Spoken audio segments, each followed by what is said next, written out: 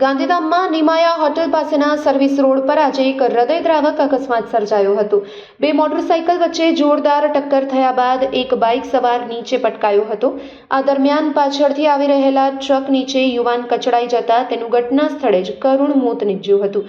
ઘટનાની પ્રાથમિક વિગતો અનુસાર સવારે 9:30 વાગ્યાના અરસામાં મૃત્યુ પામનાર 29 વર્ષીય યુવાન સંજય કુમાર ગડપાદરથી ગાંધીધામ તરફ આવી રહ્યા હતા। તે દરમિયાન સામેથી આવતા મોટરસાઇકલ સાથે જોરદાર ટક્કર થયા બાદ પાછળથી આવતા ટ્રકના ટાયરમાં આવી જતા 29 વર્ષીય યુવાનનું ઘટના સ્થળે જ કરુણ મોત નીપજ્યું હતું। અકસ્માતને પગલે હાઈવે પર લોકોના ટોળા ઉમટી પડ્યા હતા અને ટ્રાફિક જામની સ્થિતિ સર્જાઈ હતી। જો કે ગાંધીધામ સિટી ટ્રાફિક પોલીસે મૃત્યુ પામનારને 108 મારફતે રામબાગ સરકારી હોસ્પિટલ પોસ્ટમોર્ટમ માટે ખસેડ્યા હતા અને ટ્રાફિક નિયંત્રણમાં લાવી હતી।